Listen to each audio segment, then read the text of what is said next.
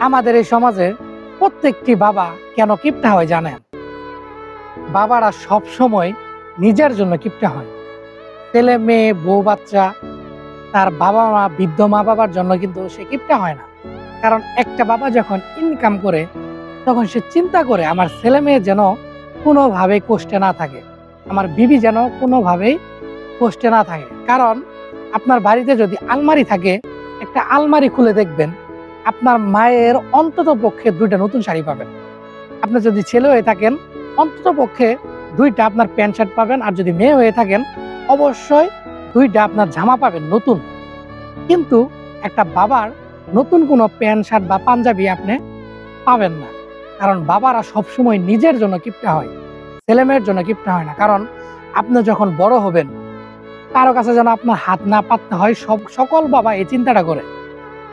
তার জন্য প্রতিটি বাবা দেখবেন মৃত্যুর আগের দিন পর্যন্ত ছেলে মেয়ের কথা চিন্তা করে, বউ বাচ্চার কথা চিন্তা করে পরিশ্রম করে যান।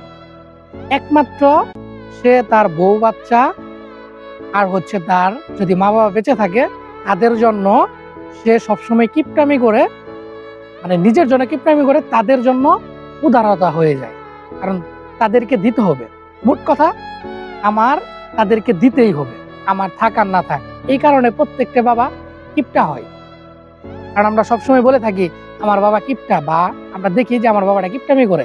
যে জায়গায় 500 টাকা লাগে সে জায়গায় আমাকে 200 টাকা দেয়, যে জায়গায় 1000 টাকা লাগে সে জায়গায় আমাকে 500 টাকা দেয়, বাকি টাকা দেয় না কেন? কারণ বাবারা টাকার মর্ম বুঝে।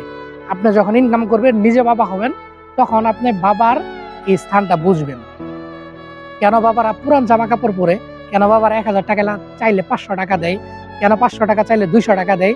যখন আপনি নিজে বাবা হবেন, দায়িত্বটা আপনার উপরে পড়বে, তখন আপনি বুঝবেন যে কেন বাবারা কিপটা হয়। এর আগে আপনার এই বাবার মর্মটা বুঝবেন না। বাবা যখন, মানে আপনি বাবা হলেই তখনই বুঝবেন কেন বাবারা কিপটা হয়, এছাড়া আপনি বুঝবেন না। তাই বাবাকে কখনোই দোষারোপ করবেন না যে বাবা কেন কিপটা হয়।